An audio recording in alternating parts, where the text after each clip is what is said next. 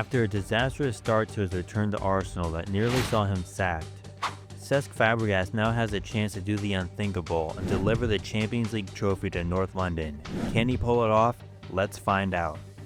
Before we dive in, only 16% of you are subscribed, so go ahead and make sure to subscribe and turn on notifications so you never miss a video. After finally beginning to recover from their poor start to the season, Arsenal welcomed Aston Villa to the Emirates, eager for revenge after conceding a late equalizer in the reverse fixture earlier in the campaign. For over an hour, it looked set to be another frustrating draw until the captain stepped up. Odegaard broke the deadlock with a moment of brilliance. His perfect technique saw him score a vital goal against a disciplined Villa side that was managed by former Arsenal boss Unai Emery, who had often proven to be a thorn in their side. This time, however, Odegaard made amends for his costly miss against Spurs, and Fabregas' men looked poised for all 3 points.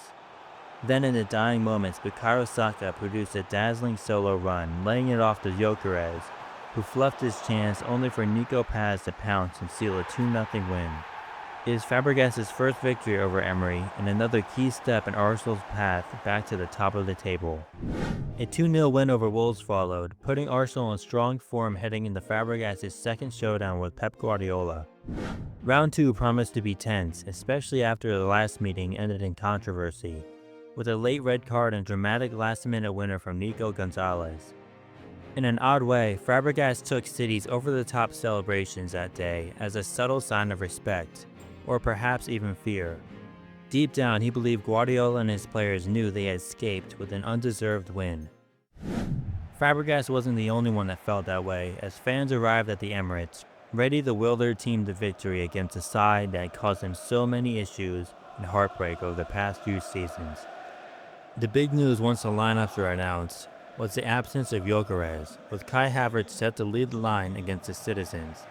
It was a risky move, but not entirely surprising, as reports began to surface, detailing Fabregas' growing frustrations with Gyökeres. Fabregas' decision seemed to backfire early on as Saka played Havertz through, only for the German to be denied by Ederson's quick reflexes. The match was predictably fiery, with both sides testing the referee's limits and walking the fine line between yellow and red cards. City looked dangerous throughout, with Haaland slipping through Arsenal's defense and forcing a solid save from Raya. But just before halftime, Martin Odegaard produced a stunning curling strike to beat Ederson, delivering a crucial moment for the second game in a row, as Arsenal's captain blew the lid off of the Emirates. In the second half, Arsenal controlled much of the play, with Odegaard nearly doubling his tally. However, moments later, a City counterattack saw Haaland's tame shot saved comfortably by Raya, a rare miss for the Norwegian, who couldn't replicate his compatriot's finishing touch on the other side. With 4 minutes remaining, Calafiori's powerful shot found Saka, but Ederson's strong outreached hand denied Arsenal again.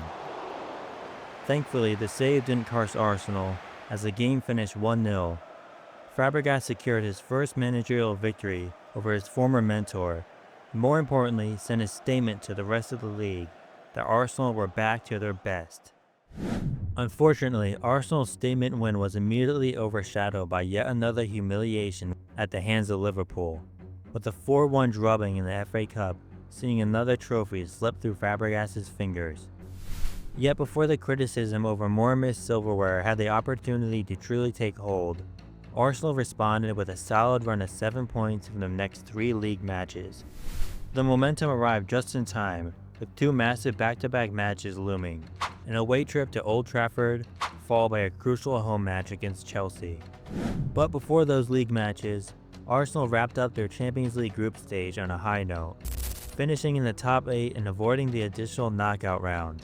In the round of 16, they were drawn against German side RB Leipzig, a favorable matchup that could offer a path to redemption for Fabregas in his turbulent debut season.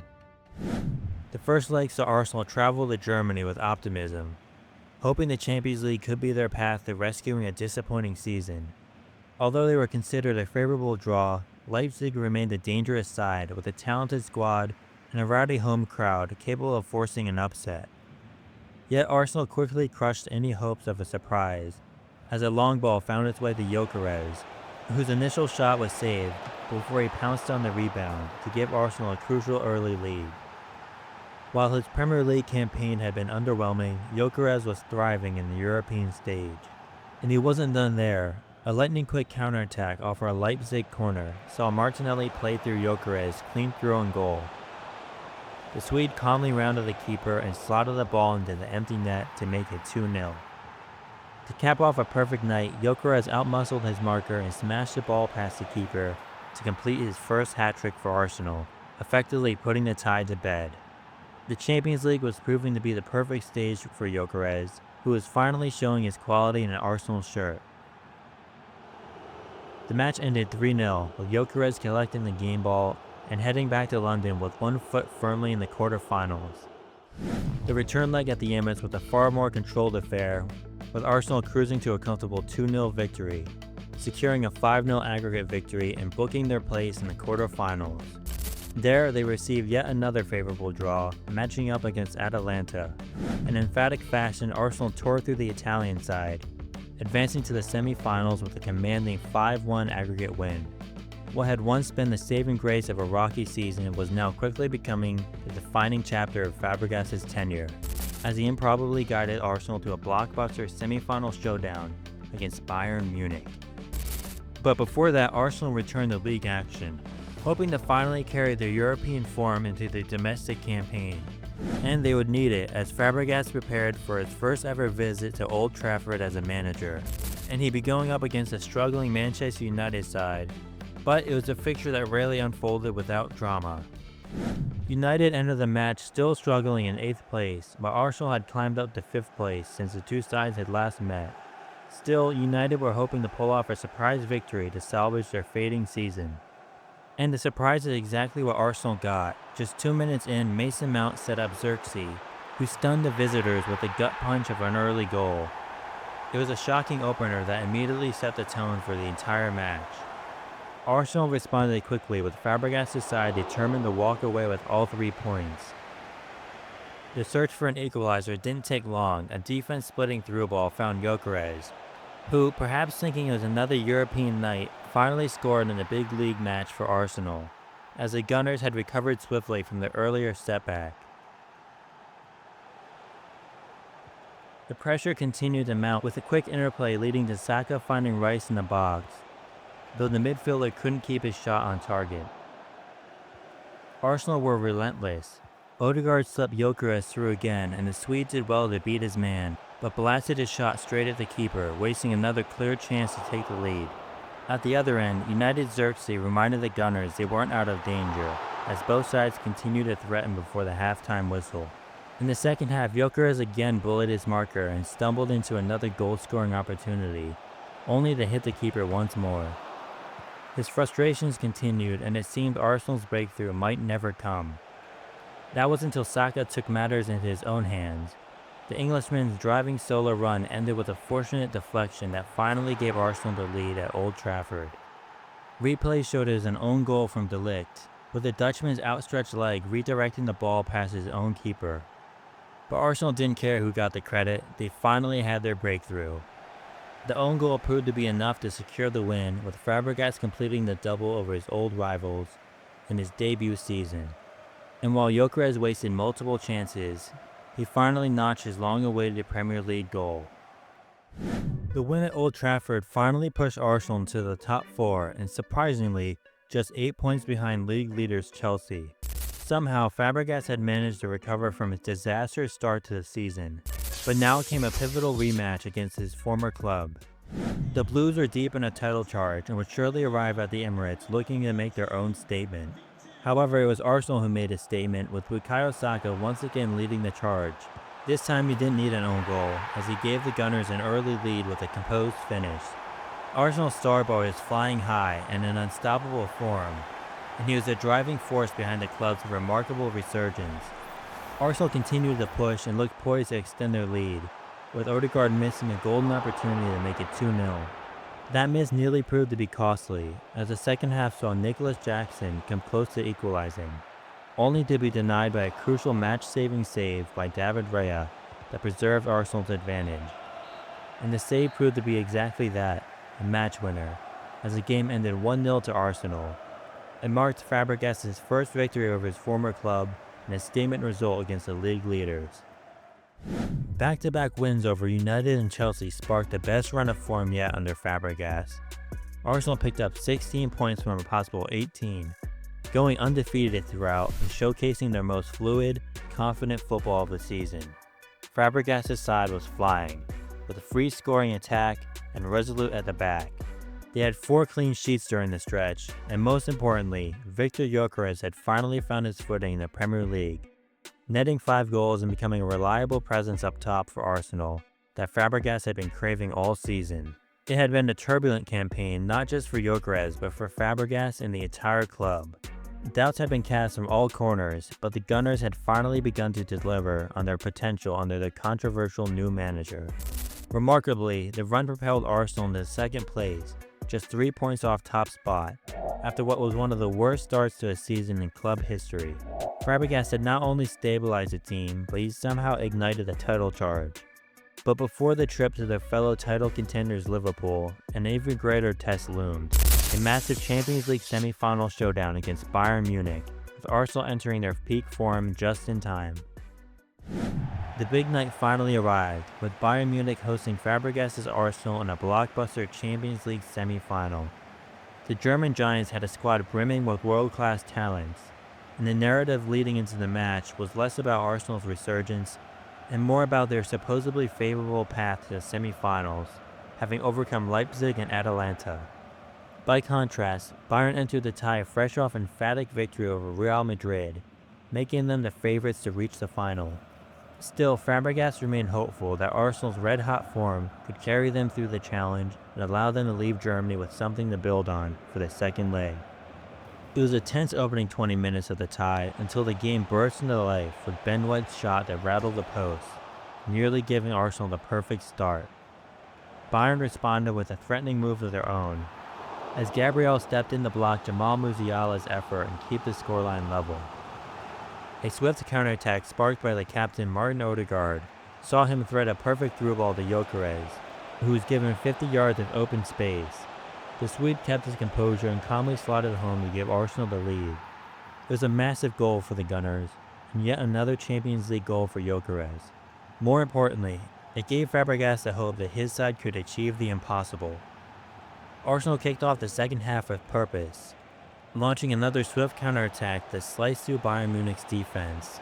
Martinelli played Gyökeres through, and the Swede emphatically finished to make it 2-0. At this point, Arsenal were in dreamland. They had firmly established control in the tie and looked to have one foot in the final already. And it was no surprise that Victor Gyökeres was the catalyst for all of this.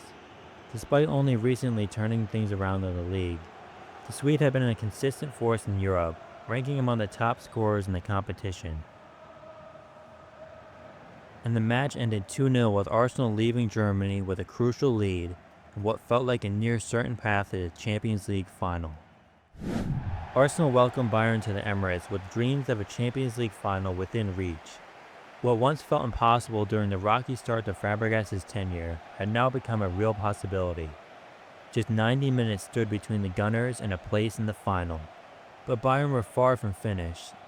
They hadn't traveled to North London to see Arsenal off to the final. They had arrived determined to overturn the first leg deficit. And just 5 minutes in, a familiar face sank Arsenal hearts. Harry Kane halved the deficit almost immediately for Bayern Munich. The former Tottenham man had always haunted the Gunners, and now he had given his side hope for a comeback. Bayern nearly completed the turnaround just 10 minutes into the match, with Musiala's curling effort drifting just wide. Arsenal were capitulating in the biggest match of the season, with Bayern breathing down their necks. And yet Arsenal failed to heed the warning signs. The sloppy giveaway led to another dangerous chance, forcing a solid save from Raya. On the touchline, Fabregas looked helplessly as his side continued to unravel. Eventually, though, Arsenal began to wake up, and Bayern Munich's own moment of carelessness allowed Martinelli a desperate header, but Manuel Neuer was equal to it.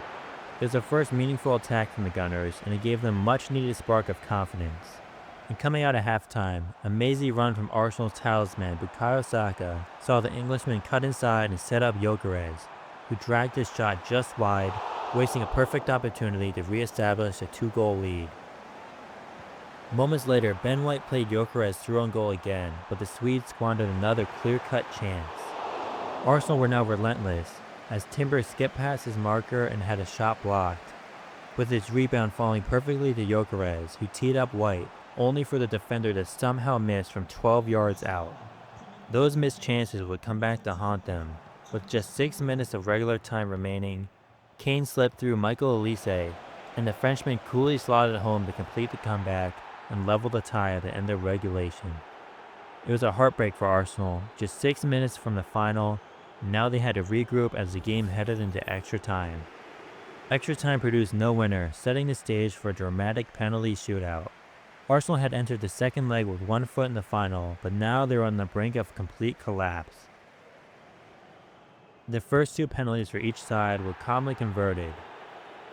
Declan Rice then stepped up and rifled his shot past Neuer, giving Arsenal the edge.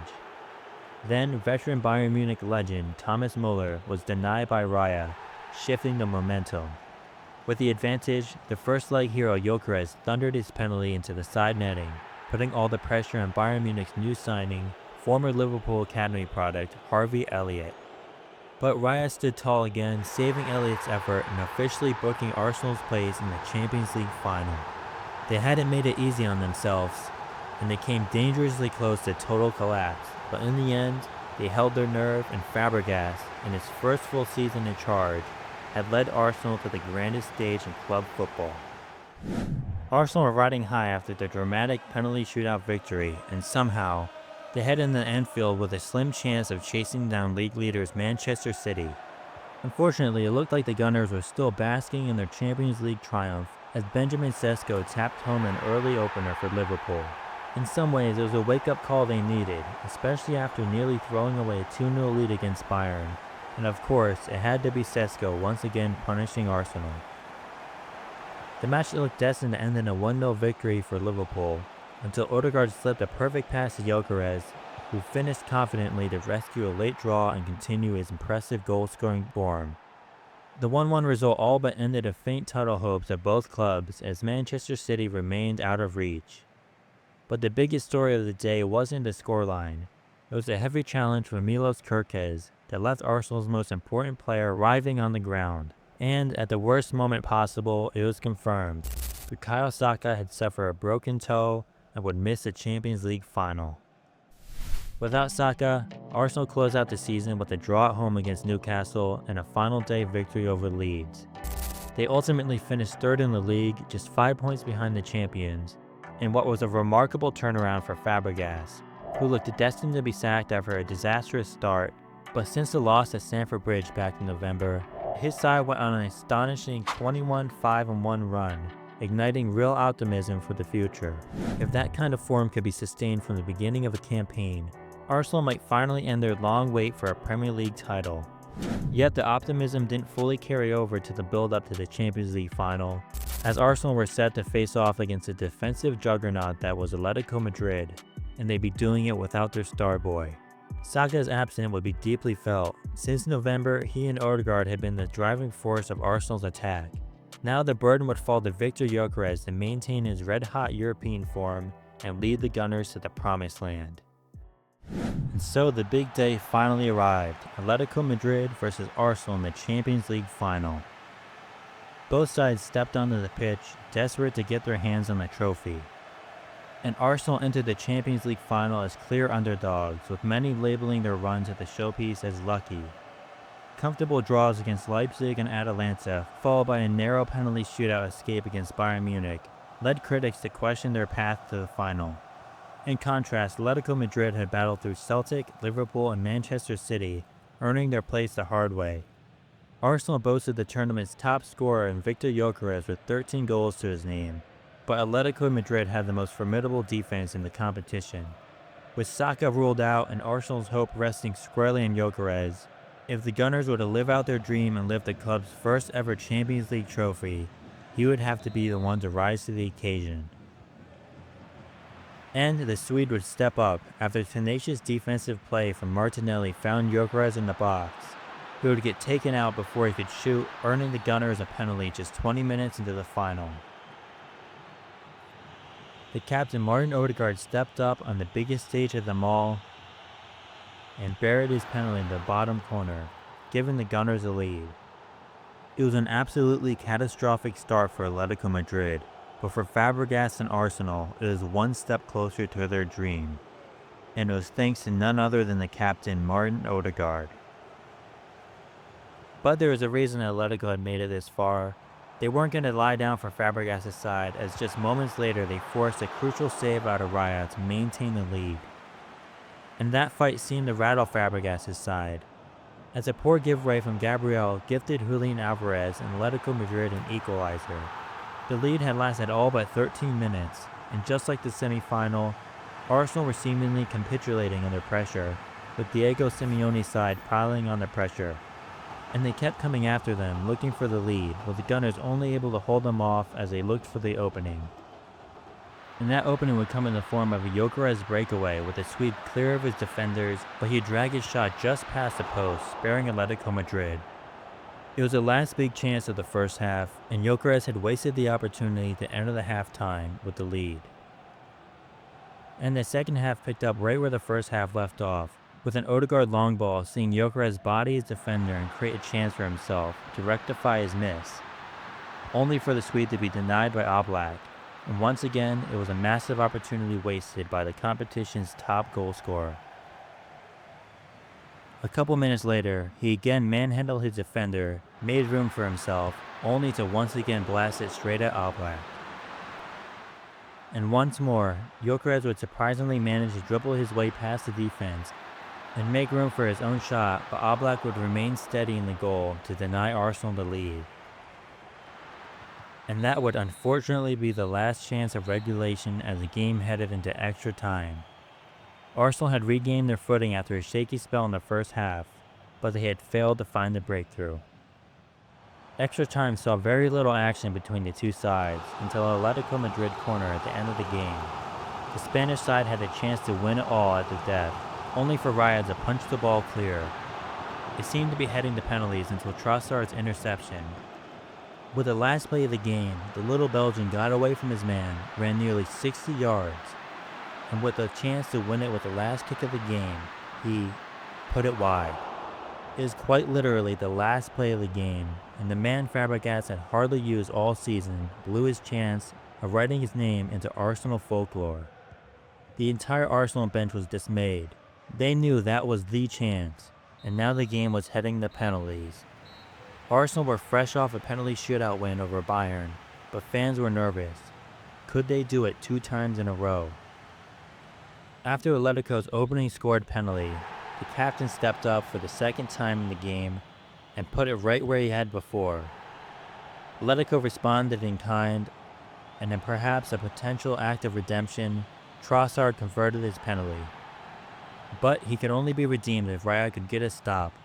But Atletico were impervious from the spot.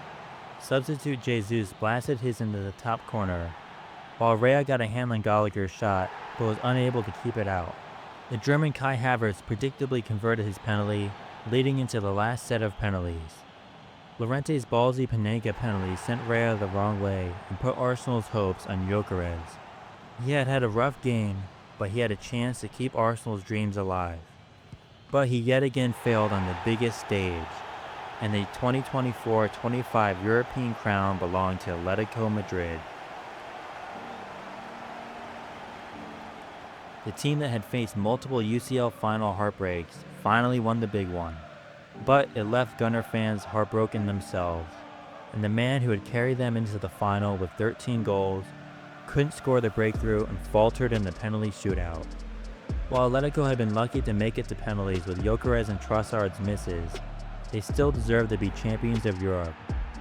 What was touted as a dream ending for Fabregas' first season at Arsenal had now turned into a nightmare.